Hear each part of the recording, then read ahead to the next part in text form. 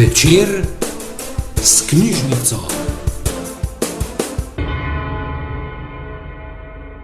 Lep pozdrav, dobrodošli na tem literarnem večeru. Z nami je Agata Tomažič. Agata, pozdravljena. Dober dan oziroma dobro večer ali kakorkoli v tem zimskem dnevu. Dobrem dnevu. Vreme nas pušča na cedilu, mislim pa, da nas literatura ne bo.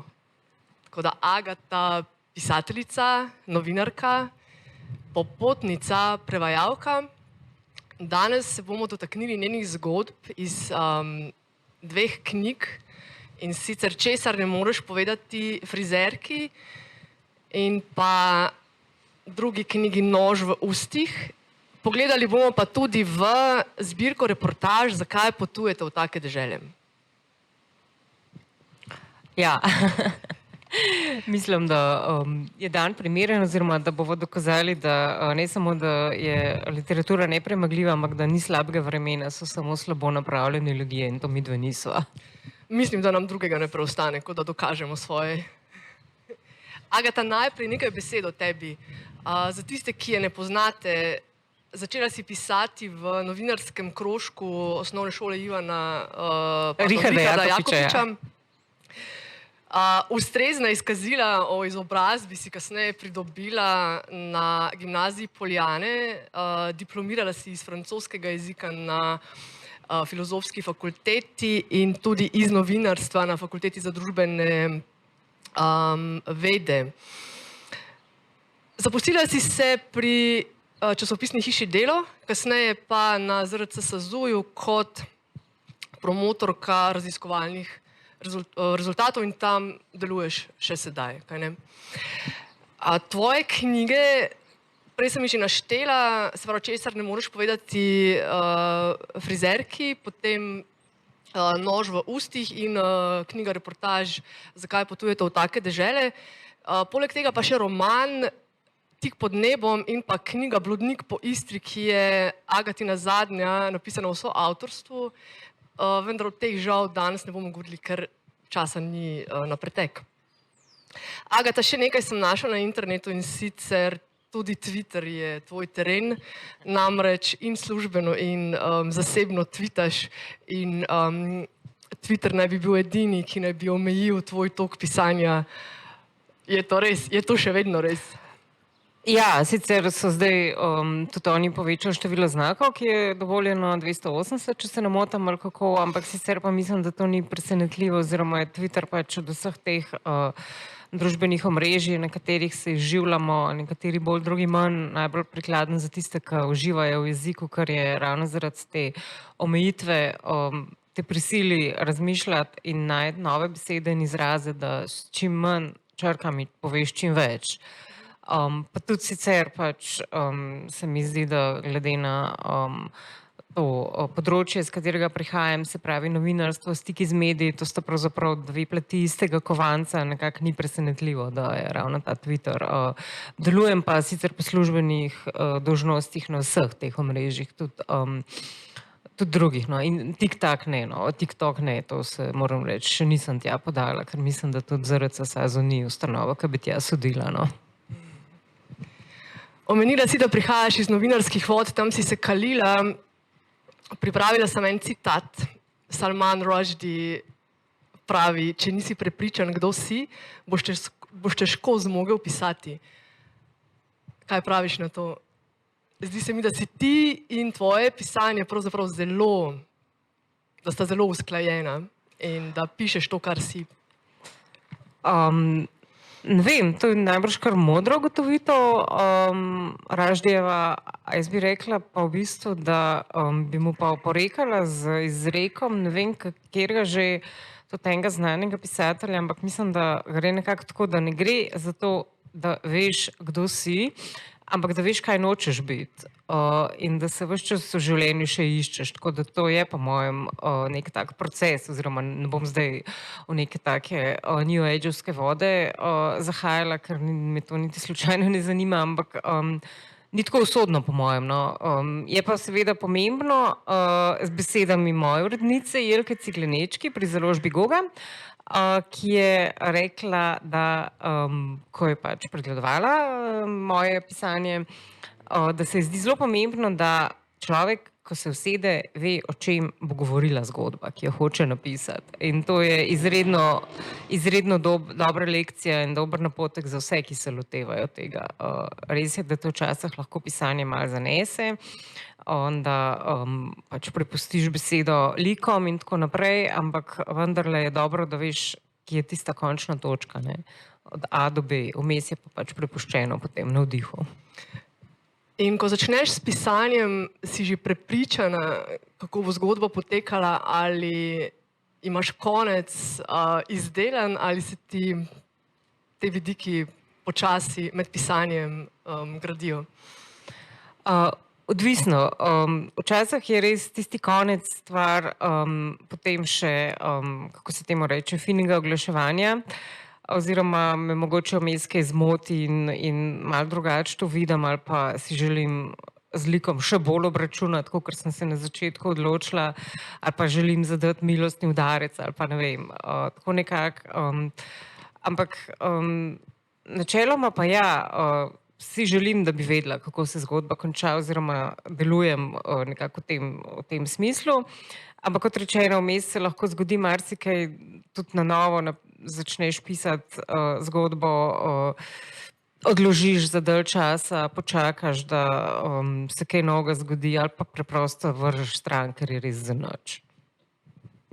Rekla si, da obračunavaš z določenimi liki. Ta beseda se mi zdi tako zelo prikladna, ker sem brala tvoje zgodbe precej natančno in v njih sem našla od patoloških narcisov do izčrpanih in izpraznjenih mater, hudobnih in maščevalnih stark, nepokretnih ali dementnih starčkov, maminih sinčkov, prevaranih žensk, skratka cela paleta likov in pravzaprav tudi nekih družbenih razmer in odnosov, s katerimi obračunavamo na splošno. Ali pa si želimo to, ne? Ali pa si želimo, ja. Tako da ti v pač svojih kratkih zgodbah pa to zelo dosledno in brez dlake na jeziku storiš. Kdo so tisti liki, o katerih bi danes govorili? Katere bi izpostavili? Zdaj, ko si to tako jih nanizala kot bisere na ogrlico, me kar nekoliko spreletel, vendarle mislim, da z vsemi ne obračunavam, oziroma da ne pišem zgodb tako, kot bi vodu lutko zbadala. Včasih me res nekoliko zanese in uživam pri tem, ampak to so pač kolateralne žrtve mojega užitka pisanja. Jaz mislim, da ne morem prevzeti odgovornosti za to. Gre pa za kaj so že hudobne starke, mamini sinčki, prevarane žene ali prevarane ljubice ali karkoli, to je še posebej tragično v bistvu. Ne, pravzaprav gre za neke, jaz se zelo rada poigravam s stereotipi in stereotipov je zelo veliko. In v bistvu noben človek ni stereotip, mislim, ljudje nismo črno-beli. Lažje je seveda živeti, če ljudem, tudi tistih, ki jih srečuješ ali pa s katerimi živiš, daješ neke etikete, ampak žal ni tako, ne, vsak je sestavljen iz več različnih koscev in je pa res, da se v nekaterih situacijah se ljudje izkažejo pač kot taki, v drugih pa drugačni. In zdaj moje zgodbe se pa večinoma dogajajo, oziroma se začnejo dogajati v neki situaciji ali pa pripelje dogajanje junaka oziroma lik v neko situacijo, kjer se pač izkaže kot nek, ne vem, pač nek stereotip ali nek del stereotipa ali tako nekako, no. Ampak niso vsi tudi, ne vem, kaj si že rekla, zlobni starčki. Pretiravala sem? Ja, ne, sej, mislim, to mi je zanimivo, ker več ljudi mi je že reklo, da je v mojih zgodbah zelo veliko starih nastopa. In mene to sicer ni nič presenetilo, oziroma sem pol, ko sem šla to štet, ali ne vem, zdaj pač itak ne moreš po letih seštet, ker nisem niti vsakmu dala letnice rojstva, pač, ko sem si ga zamislila, ampak ja, so neke starejše osebe, neki stari ljudje, ki tudi mene sicer, to pa moram priznati, to pa je skupnega tudi z mano, kot s fizično osebo, ne kot samo z avtorico. Jaz sem zelo rada stari ljudi, jaz se rada pogovarjam z njimi, jaz jih rada poslušam, jaz jih rada gledam, meni se zdijo oni krasni, ker veliko vejo, veliko povejo, mislim, zdaj ne vem, no, zdaj a so žlehta, niso, to je nek grd stereotip, se mi zdi o njih. Nekateri gotovo so, ampak ne bi mogla reči, da niso tudi mlajši, hodobni, ne vem, sploh recimo, če se ob 4 popoldne usedeš v avto, pa se pelješ iz Ljubljane proti Škofji Loki, mislim, da se ta misel kar dostikrat potrdi, ne. Ampak še en zabloda v zvezi z starimi mi je pa dala tudi večkrat misel, oziroma sem pa tudi v bistvu kar 2 zgodbi, se mi zdi, na to temo napisala. To je, kako mi stare podcenjujemo, da niti ne morejo več biti hudobni, oziroma da niso več sposobni nekih zločinov, recimo, ne, in pač avtomatična asociacija, če ti vidiš enega starca, sedi na invalidskem vozičku, negovalka se ukvarja z njim, jo revež. In če se pa to zgodi recimo v enem takem mestu, kot je Trst, ki je bilo zelo razburkano in v katerem je tudi je bilo v bistvu taborišče, oziroma ne taborišče, ampak ta kremacijska peč, najbližje v Sloveniji. Rižarna, tako je, ja, zapor in peč, tam so jih dejansko pač sežigali, sem se pa to pospravil, seveda, ko so se odpravljali, ne, SS-ovci z Odilom Globočnikom na čelu, ko ga zdaj nekateri tako čislajo, ne. Je pa obstaja možnost, ne vem, da je pač ta gospod tudi kaj slabega naredil kdaj v življenju, ne, in ga mi vidimo oziroma spoznamo samo v enem trenutku, ko je res prepuščen na milost in nemilost in se nam smili, ne. Mislim, saj to je pač vedno ta, kako bi rekla, mislim, se spopada človeštvo s to mislijo, ne vem, verjetno se bo kdo spomnil še Andreja Artukoviča ali pa Morisa Papona, to sta bila 2 zelo znana vojna zločinca, ki so jo pač mislim, se zdaj je čedalje manj, ne, iz 2. svetovne vojne, jasno je, že po naravni poti so se pospravili, ampak njiju so zajeli res, ko sta bila že stara, ne vem, 80 plus let in pol je bilo slišati iste glasove, ja, pa se so reveži, so že stari, pa se dajmo jim prizanesti, mislim, a so oni prizanesli mladim takrat, ko so imeli to moč, ne, saj ne govorim zdaj, da ne zagovarjam nekega tega svetopisemskega načela grozljivega zob za zob ali kako že, ampak vseeno so to neki razmisleki, ki najbrž pač se jih loteva vsak, oziroma se od časa do časa pojavijo, no, tako. Zdaj so malo zašli. Ne, v redu je. Zdi se mi, da so si morda stari ljudje in otroci na nek način zelo podobni, To pa ja. kaj ti na prvi pogled izžarevajo neko nedolžnost. To so pač spet ti stereotipi. Ampak tudi za otroke velja, da Ja, včasih, da, ja. znajo biti. Pa tukaj zdaj ne govorimo o nekih namenih ali pa ciljih. Ne, o Kevinu. Ampak o nekih drugih vzgibih. Ampak ja, ne o Kevinu. Ja.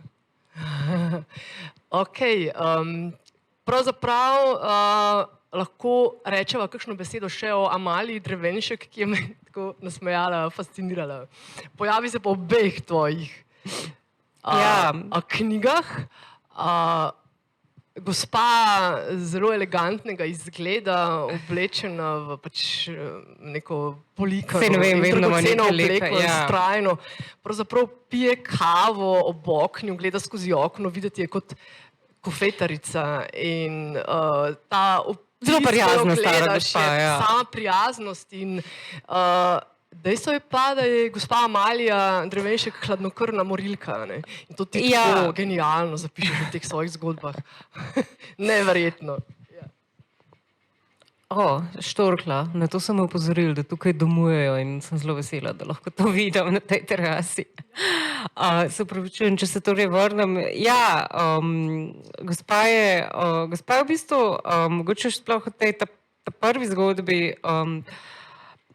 ksenofobija je tudi eden od pojavov, ki ga kar zmerno preziram, oziroma se mi zdi, da ga je treba obsojati, oziroma najverjetneje bi bilo za to, da se ga izkorenini, treba ozaveščati ljudi o tem, pa pač seveda se vemo, da se bojimo tistega, česar ne poznamo, ampak moje orodje je pa pisanje in posmeh in cinizem in prvi zgodbi v tej prvi zbirki je Amalija Drevenšek v bistvu neka babica, ki jo peljejo v bolnišnico in potem ona tam se upre in v bistvu iz življenja reši pa en priseljenski otrok ali tako nekako, ne, ampak nje je to pod častjo, sploh da se obravnava kot neko starejšo gospo in ima nek kompleks neke ostarele dive, no, bi rekla, tako nekako. V drugem pa ja, nekako se mi je zdelo, da se mora vrniti oziroma me kar naprej to preganja in ne vem, no, zdaj, kako bi to rekla, ampak v okolju, kjer živim, je zelo veliko starih ljudi. Slučajno tako pač.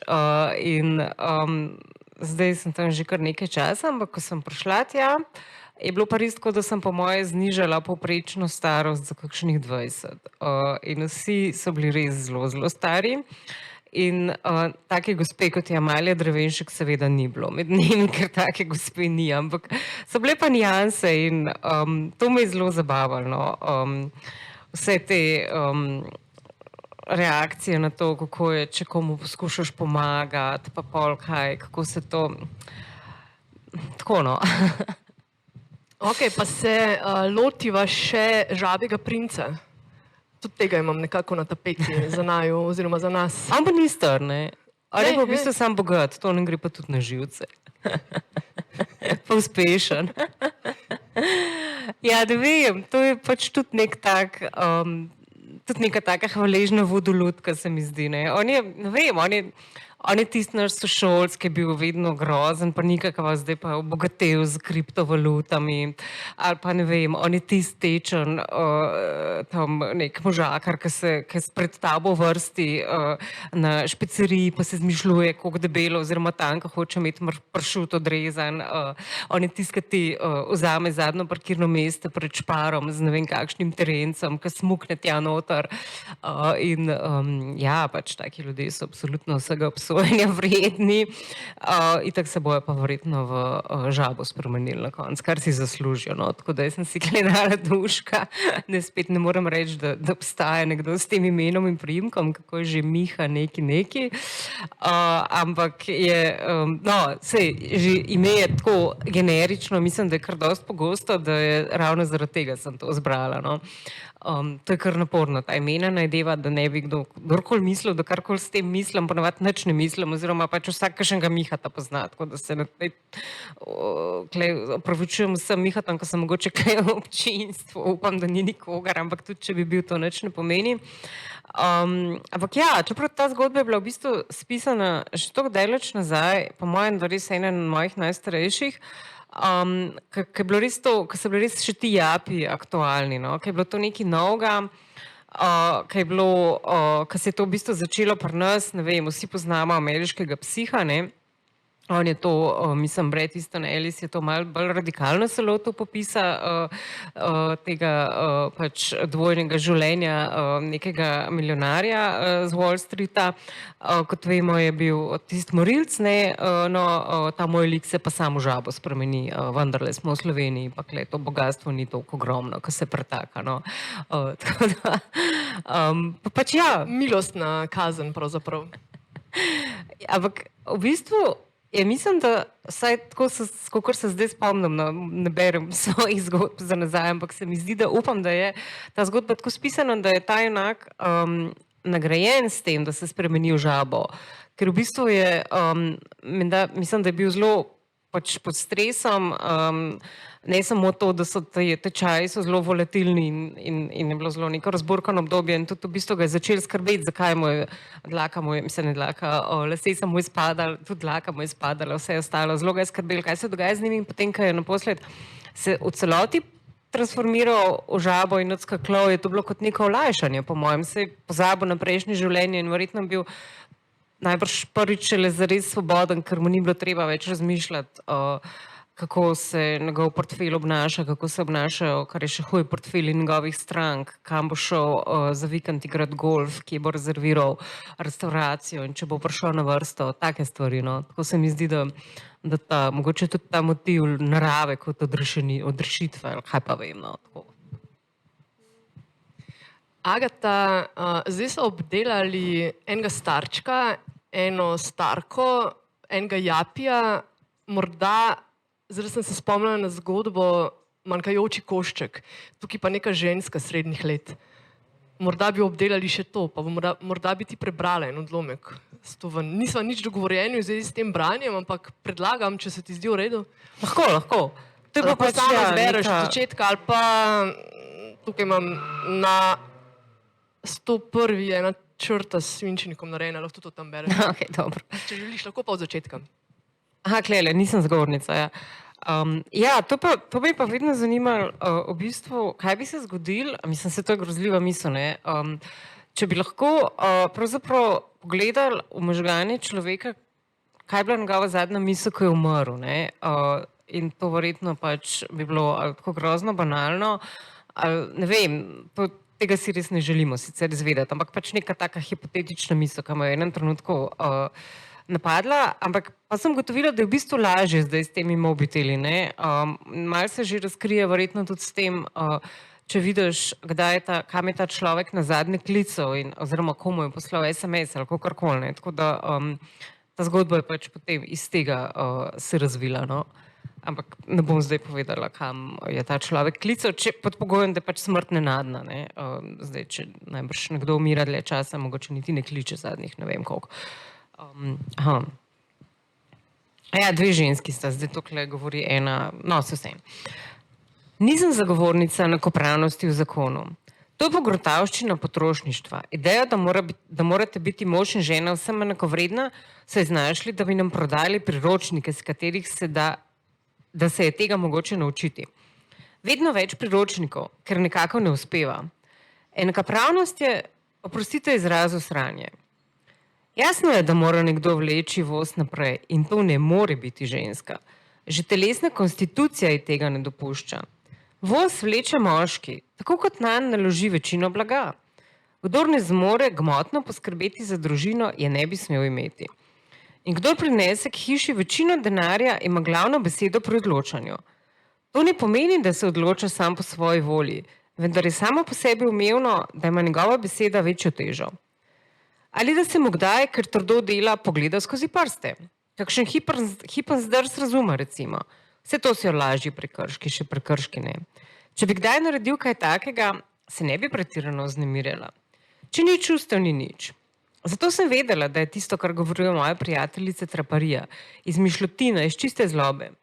Hvala za take prijateljice. Pa vendar je bilo seme dvoma zasejano. Potem je prišel tisti večer. Navadila sem se že, da jih z večine nisi preživljal doma. Zahtevati kaj takega bi bilo, potem ko so otroci odrasli, čista vase zavarovanost. Ptica je zares tvoja, šele ko jo spustiš, pa se vrne.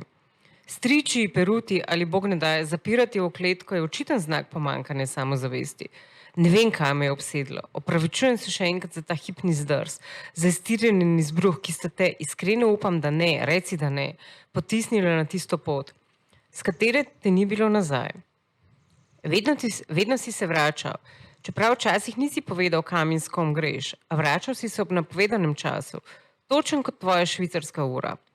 Zapomnil si datum rojstnih dni in obletnice poroke in nastope otrok na školskih proslavah in produkcijah v zaključku glasbene šole. Včasih si prišel v zadnjem hipu in utrujen, a vedno si bil z nami. Potem pa te naenkrat ni več bilo. Če ne bi imela svojih ritualov in reda, bi se tudi jaz zavedno ustavila. Le doslednost in vztrajnost sta mi veljevali, naj nadaljujem. Samodejno, brez ovinkov, v obliki poglobljenega razmišljanja. Ne, niti enkrat se nisem zares zjokala. Vselej naravnost in z nezmanjšano močjo. Navsezadnje so bili za mano otroci, še vedno deloma odvisni od mene. Živeti moram zanjo, dokler ne končata študija, dokler ima ne kupim stanovanj z denarjem, ki sva ga namenila za to. To je tudi ena redkih zgodb, ki jo pišeš v prvi osebi, ker so vse večinoma, razen... res? Ja. No, mimo grede. Mogoče Če je to mi je- pomembno, je pa opaska. Ne, ampak v bistvu je, ja, mogoče je pomembno zato, ker me je zabavalo, ker jaz res ne razmišljam tako. Zdaj sem še enkrat to prebrala, ker sem to brala, ne. In se mi zdi, da je to res, poskušala sem se vživeti v neke ženske, ki je očitno neka dobro preskrbljena ženska iz srednjega sloja, z možem enako ali še bolje pač stoječim, ki bere te knjige za duhovno rast in verjame, jih ponotranja in reproducira to tudi v mislih. In potem, ko se nekaj zgodi, pač si zakriva oči, ne, pred nečim, kar je očitno, ne, in kar se tudi izkaže potem na koncu, oziroma ta zadnji klic je bil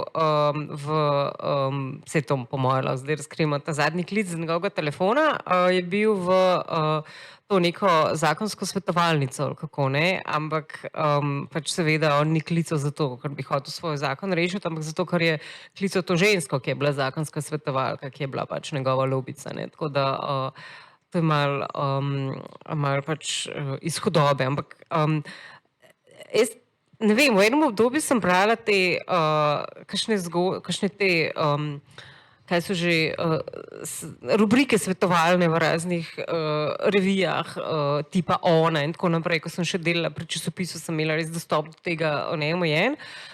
In pa čisto profesionalne informacije, ki mi je velevala, da sem prebrala vse, kar sem videla, tudi navodila za uporabo in tako naprej. Sem pač to brala in včasih se mi resnično zdelo, pa dobro, a to si je nekdo zmislil, to ne more biti res, kaj se ljudje sprašujejo, mislim. In potem so mi kolegice, novinarke, ko so sprejemale, ko so dobivale ta pisma, zatrdila, da je to res, da resnično ljudje tako razmišljajo, se take stvari sprašujejo in to se mi je zdelo kar zabavno, no, mislim, tako pač. Agata, v času, ko si še več pisala za razne časopisne hiše, med drugim tudi za Poglede, si pa opravila tudi par zanimivih pogovorov, med drugim s Hanifom Kurejšijem, ki ga mi slučajno jutri obravnavamo na bralnem klubu Ničlo. Se mi zdelo nenavadno, da to kar noro, ja, najdem ta intervju, pač po 2012, ko je bila Fabula, festival svetovne literature, že precej dolgo. To je bilo takrat, ko je Frentzen prišel. Ne, to ni bilo tisto. 2010 je Frentzen v Ljubljano prišel, ne? Ok, ja.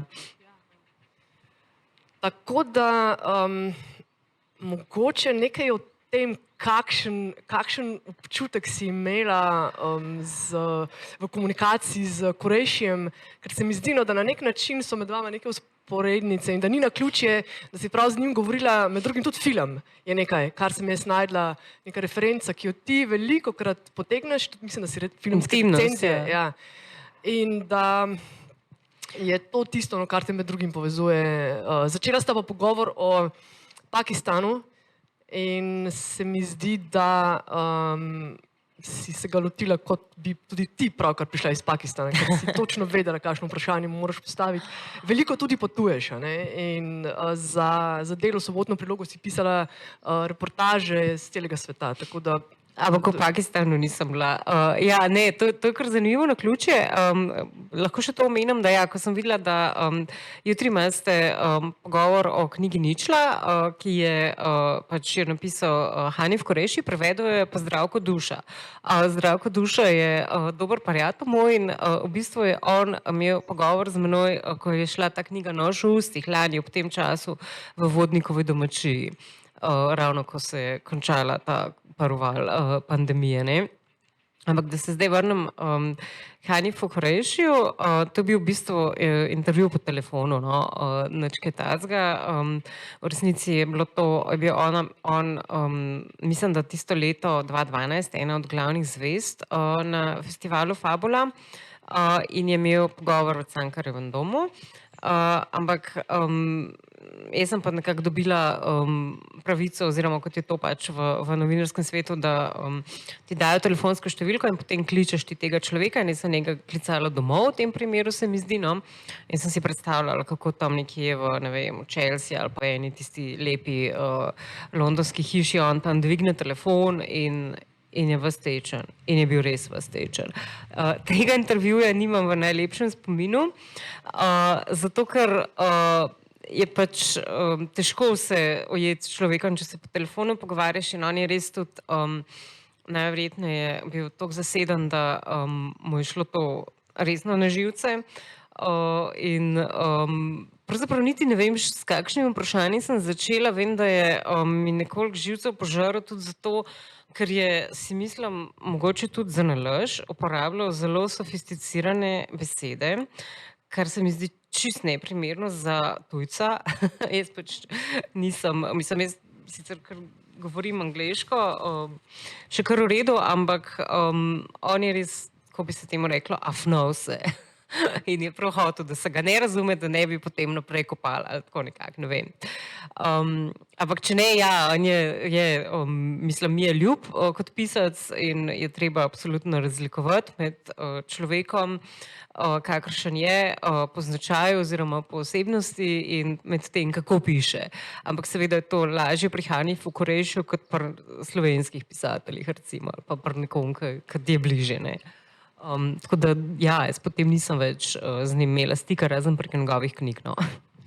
Mislim, da si začela s tem, da Pakistan postaja država monokulture in da pravzaprav, ne glede na to, da prevladujejo muslimani, se pa na vseh zasebnih zabavah toči na litre alkohola in da pravzaprav je to država, ki ima velik problem z alkoholizmom, a ne.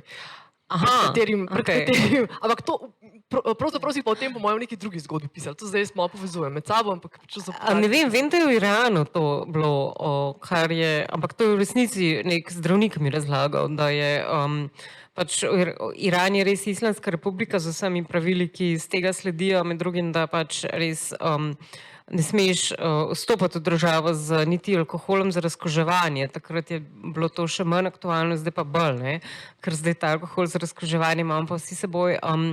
In v bistvu tudi tam alkohola ni naprodaj uradno, ampak se pa vari v kleteh in tudi sicer po raznih ilegalnih kanalih se verjetno ga da dobiti. Zato je alkoholizem tam problem, kar me je presenetilo, da sploh obstaja, pa tudi droge, no, mislim. Pač kljub veri, ki naj bi premagala vse te tegobe oziroma pomagala ljudem, da bi jih premagali oni, no. Skratka, to licemerstvo, no. Medtem, ko sem brala tvoje zgodbe, sem ugotovila še eno fascinacijo, o kateri pišeš, in sicer to so prostori. In to so recimo prostori, kot so frizerski saloni, balkoni, nenazadnje stranišča. Potem pa na koncu, še posebej poudarjeno zakaj hodite v te dežele, se pravi v teh reportažah, o blokovskih naseljih, o monumentalnih stavbah, na katere si naletela oziroma v katerih so ti pripovedovali. In te so me še posebej fascinirale, če sem iskrena. Haludovo recimo, Ferentari v Bukarešti oziroma tudi parlament, ne. Ja, verjetno je tako, da ko greš na potovanje in si turist v neznani deželi, si avtomatično bolj dojemljiv za stvari, ki so okoli tebe, ker pač zapustiš to cono udobja oziroma to okolje, v katerem se gibljaš vsak dan in kjer stežka kaj noga odkriješ. Mogoče je pa to tudi povezano s tem, da si čisto iz teh živalskih nagonov, ki vendarle so v človeku, bolj pazljiv. In moraš bolj pazljivo opazovati vse okoli sebe. Jaz zelo rado opazujem in si včasih tudi sama odgovarjam na vprašanja, tisto, kar vidim okoli mene, jih poraja. In recimo v tujih deželah je to izrazito tako, še zlasti, če grem na potovanje, zdaj tako ne hodim več službeno, tako kot sem včasih morala, ne. Če sem se podala na službeno pot z namenom, da od tam prinesem ogromno nekih člankov, takih in drugačnih, sem se v ta namen vedno prej pripravila in tudi poklicala sogovornike in je bilo to kar pač taka klasična službena pot, sestanki in domenki za intervjuje in tako naprej. In si ob koncu dneva res bil precej utrujen od govorjenja in razmišljanja in navezovanja stikov in ljudi. In ljudje zelo trudijo, vsaj mene, no. Če greš pa sam, oziroma če sem pa tako na lastno pest šla, ne sama, ampak pač ne službeno, mi je bilo pa vedno neverjetno zadovoljstvo to, da mi ni treba z nikomor govoriti. In sem ta bonus pravzaprav izkoristila do maksimuma, da tudi nisem hotela z nikomor govoriti in sem si res kar sama neke stvari odgovarjala. In pač opisi prostorov so res nekaj tazga, kar je, kako bi rekla, kar je pač tvoja subjektivna pravica. Frizerski saloni, na primer, v Iranu so ženske pokrite, a ne? In frizerski saloni niso kar tako sredi ceste, ne moreš dobiti frizerja medtem, ko se recimo sprehajaš po ulici.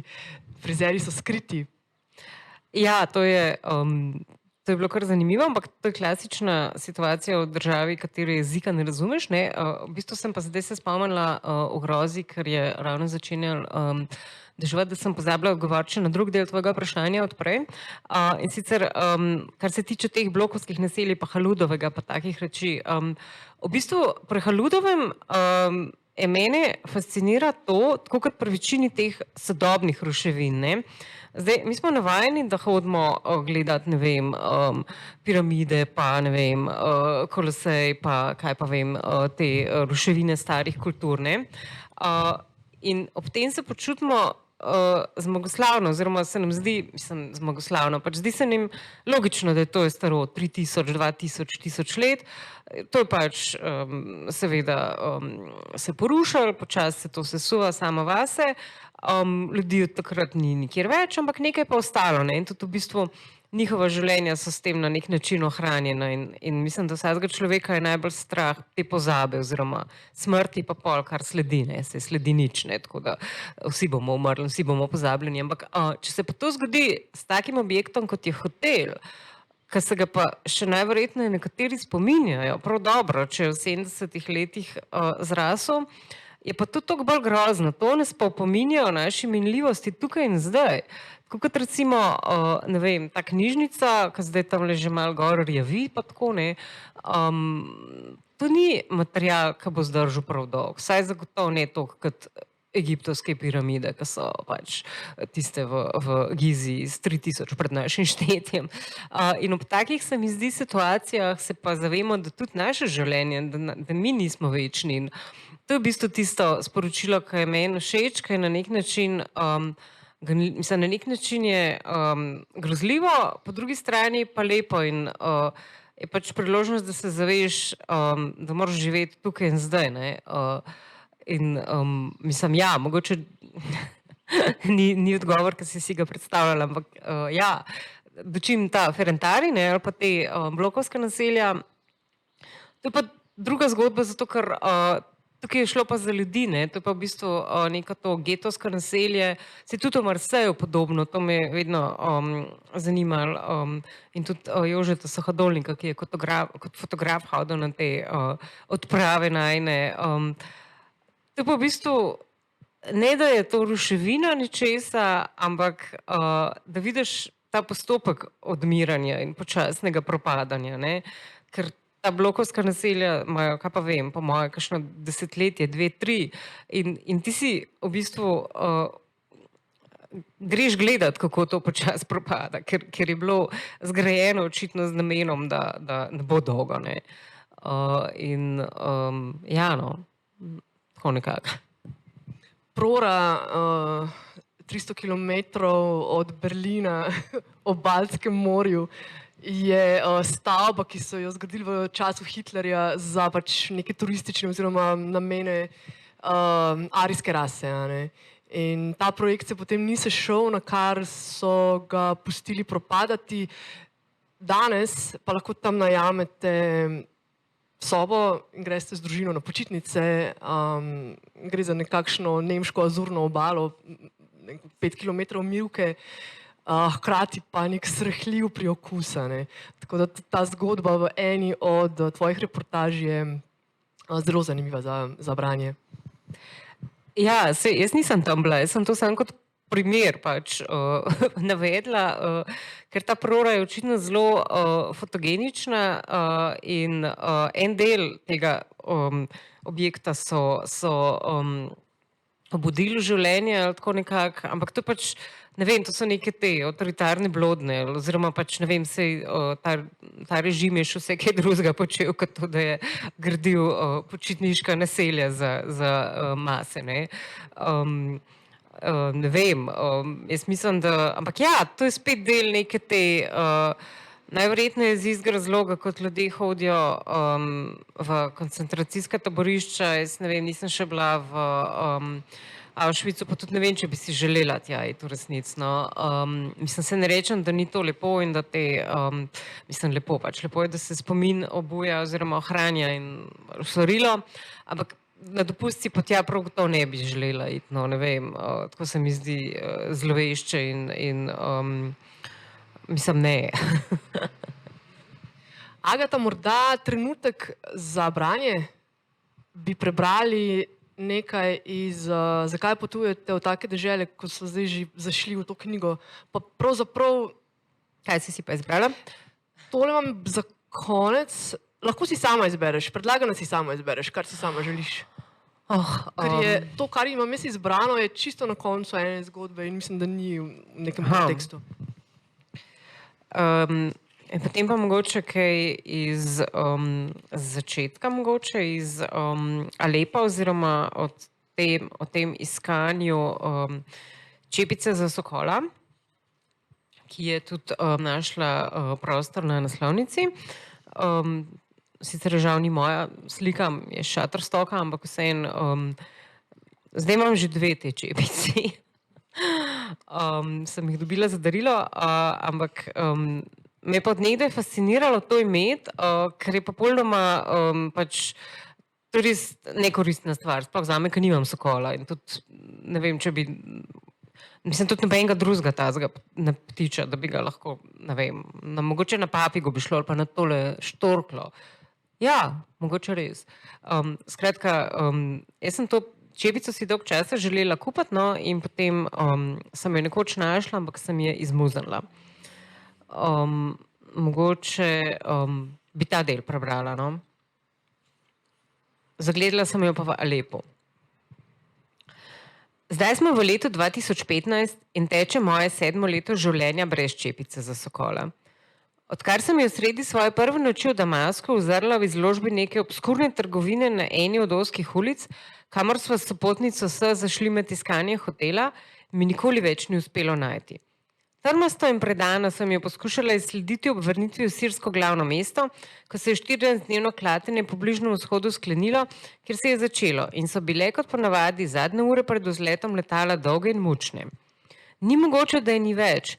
Našla sem prav isto ulico, vse na njej je bilo kot takrat, ko sem prvič zakorakala na njo. Le da nikjer ni bilo strninarne z ljubkim pokrivalom za ptico, katerega očitna neuporabnost me je očarala in sem si ga na vsak način želela postaviti na domačo polico, poleg množice drugega ništrca vprašljive, če ne kar nikakršne namembnosti. Samo zdaj je bil večer in trgovci so počasi zaključevali delovni dan in spuščali roloje. Še največ pol ure in blago se ne bo več ponujalo iz izložbenega stekla. Le kako, da me je sredi noči prav ta sokolja čepica poklicala k šipi, ko pa bi po vseh pravilih tudi ona morala spati za kovinskim zastorom. Prisiljena sem se bila sprijazniti z racionalno razlago, da sem spala in sanjala jaz sama, ki sem ob 4 zjutraj po 14 24-urnem prekladanju po letališčih in presedanju po letalih skupaj s prvimi vonji jutrovega vdihnila tudi obed bajno bogatega blaga. Od svetlečega se damasta in brokata do začimb eksotičnih imen, kot sta kardamom in kurkuma. Vsega skratka, ob čemer Evropejce kar zaščemijo od vznemirjenosti. In ker sem z orientalskim razkošjem povezovala tudi čepice za sokole, pregrešno drage in čisto neuporabne, se mi je v polsnu in pol mraku prikazala pač ta. Čepica nevidnica, ali bolje rečeno, čepica, ki je ni. Jaz, ki sem jo prvi dan videla, sem bila drugačna od sebe, ki mi je zadnji dan ni več uspelo vizualizirati. Sirija, kakršno sem pričakovala, že po 2 tednih zame ni več bila enaka kot dežela, ki sem jo zapuščala. V obisku vsakega kraja slutne minljivosti se nikoli ne stopiš v isto reko. Sirija, kakršno sem si shranila v spomin tiste jeseni pred 7 leti, je še vedno tu in obstaja kot skupek odtisov, podob in vonjav, le da v resničnosti žal nima več torišča. Ampak moj spomin je moj spomin, galerija hudomušnih in radoživih sirskih likov, za katere se danes, ko tam prihajajo samo še tragične vesti, lahko le še nemočno sprašujem, kaj je z njimi, ne morem na silo prebarvati v žalobno sepijo. Tudi če se vdam tonu na ricak z kakšnega balkanskega pogreba, čisto nič ne zveča možnosti, da je z njimi inšalah vse v redu. Edino pravilno je, da pa pretlaje popišem, tako kot so se zapletali in razpletali, brez nekrologarske korektnosti in spodobnosti. Si zdaj, torej, že takrat je bil pač povod za to zbirko zgodb vojna, ne, oziroma pač ta nesrečna pomlad, oziroma te revolucije na Bližnjem vzhodu, zdaj bi pa verjetno lahko spet štartala z nulo zaradi pandemije, ki je domnevno spet se je spremenila, ne. Prav to sem te želela vprašati, življenje se je spremenilo. Kako si se ti soočila s to novo realnostjo, če lahko temu tako rečemo? Ja, ampak življenje se vrača v ustaljene tirnice. Jaz mislim, da se bo to zdaj kar kmalu zgodilo. Ravno danes se obeležujem v bistvu, mislim tako, z veseljem povem, da sem kupila letalske karte za september in to zdaj prvič po letu in pol po mojem in to se mi zdi kar taka velika, ko bi rekla, stvar za nazdravljanje s tem čajem, recimo. Pravzaprav je danes tak prazničen dan, ker dejansko je po parih mesecih se možno takole srečati in čeprav nam drž nagaja in je pač... Ja, ampak upajmo na najboljše, no, in ja, mislim, ne vem, ne, sej absolutno pač nas čaka še verjetno kar nekaj časa, da se res vrnemo normalnost, kakršno smo poznali, ali pa mogoče bomo vmes že pozabili, kakšna je bila tista normalnost. In bomo pač zadovoljni že s tem, kar imamo. Dejstvo je, da človek je žival navade in tako kot smo se v tem letu marsičesa odvadili, se bomo verjetno spet ponovno navadili. Preživeli bomo, to ni najhujše, kar se je zgodilo, to je pač neka preizkušnja, ki je od nas, ne vem, od enih povlekla najboljše, od enih najslabše.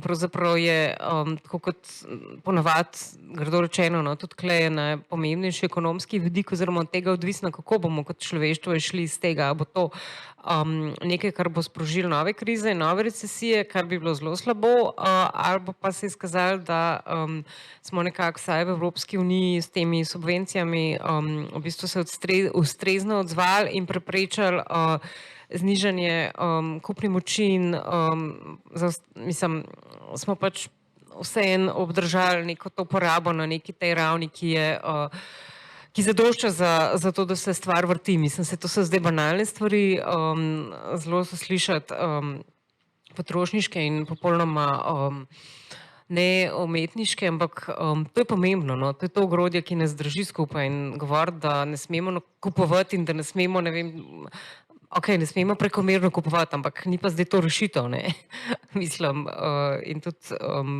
pač ekonomija se ne sme ustaviti. Absolutno je prav, da manj potujemo in bomo najbrž tudi manj potovali oziroma bomo manj razsipni s temi z poleti in tako naprej, tudi vožnjami z avti mogoče, sploh se mi zdi super ta ideja, da se dela od doma in da se tudi doma, mislim, to ne pomeni, da se manj naredi, ravno obratno. Ne? Nekateri smo, vsaj jaz nisem s tem imela nobenih težav in tudi v bistvu tam, kjer delam, so zelo naklonjeni temu in ni pa nobenih slabših rezultatov zaradi tega. No. Pravzaprav sem imela za konec vprašanje, Agata bi lahko napovedala prihodnost, glede na vse svoje izkušnje popotniške, take in drugačne. Ampak si mi že mečkano vzela z jezika. Ja. Je to že pravzaprav bil odgovor na to vprašanje.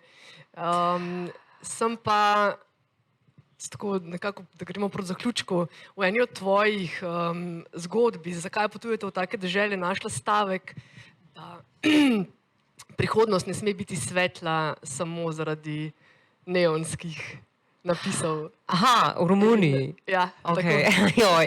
Vsakič me kar groza, ko kdo reče, da bo kaj citiral, ker se včasih res ne spomnim, ali pa, ampak zdaj sem povezala. Ja, In morda lahko zdaj, da zapeljemo naš dogodek proti koncu, še en odlomek preberemo. Prav iz tisti listek je tisti odlomek. Iz Bukarešte. Ja, nekako tako. Aha. Tam, kjer se začne listek, tam se pravzaprav začne potem tisti zadnji odstavek, ki bi se mi zdel smiselen za zaključek tega dogodka. Ja, torej Bukarešta oziroma ta palača parlamenta, ki je ti je fascinirala, to mislim, da resnici je ena največjih stavb in je podobno kot Prora. Je bila pač, je ta vzgib, ki je narekoval gradnjo take stavbe, bila ta neka blaznost megalomanska, v tem primeru od Nikolaja Čaušeskuja, v prejšnjem pa od Adolfa Hitlerja. To je približno podoben zadaj. Ne? No in potem, skratka, ja, legenda pa pravi, da je z balkona te stavbe, nekoč, ko je tam imel prvič koncert Michael Jackson, ki je bil pač posebljanje tega dekadentnega zahoda in popevk in tako naprej, in je potem se zmotil in je rekel namesto Hello Bucharest, je rekel Hello Budapest. Ampak dobro. Bukarešte z Budimpešto ne povezuje le enaka začetnica, temveč tudi dejstvo, da sta obe mesti prestolnici držav, ki sta se pred četrt stoletja otresli komunističnih diktatur in smelo zapluli proti prihodnosti, ki se je zdela svetla. Navsezadnje bi nekaj podobnega lahko rekli tudi za Slovenijo. Točno 25 let po revoluciji, državnem udaru, zaroti mednarodnega kapitala ali karkoli je že potisnilo Čaušeskujev predstrelski vod, se zdi, da je bila prihodnost svetla samo zaradi neonskih reklamnih panojev.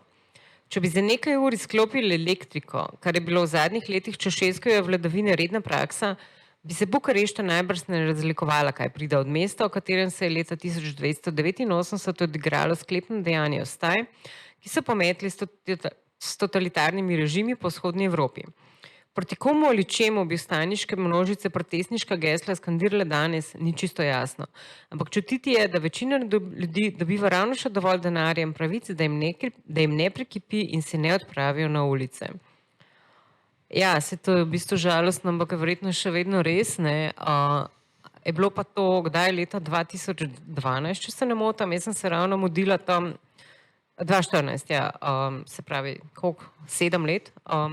Jaz sem se ravno mudila tam, ko je bilo četrt stoletja tega, ko so ga pospravili, ne? Njega pa to grozljivo Eleno. In se bojim, da je to še vedno ena izmed držav, ki je v bistvu v Evropski uniji ima nekako najslabši položaj oziroma je ta, bi rekla, BDP najnižji, ima pa to prednost, da je delovna sila poceni, kar je grozljivo. Ne? In Slovenija vendarle je nekoliko na boljšem, no? Tako da upam, da se potem ne moramo primerjati. Je pa seveda odvisno od tega, kam bomo šli in kar se tiče, mislim, tudi mi bomo zdaj imeli neko obletnico 30 let samostojne Slovenije, ne, ki je, kot vidimo, iz marsikoga tudi izvlekla najslabše. In upajmo, da se bomo le odlepali iz tega močvirja, kamor smo zabredali v zadnjem času in se usmerjali nekam višje, ne? V svetlo prihodnost, ne pa v obujanje nekih spominov in razplamtevanje sovraštva. No.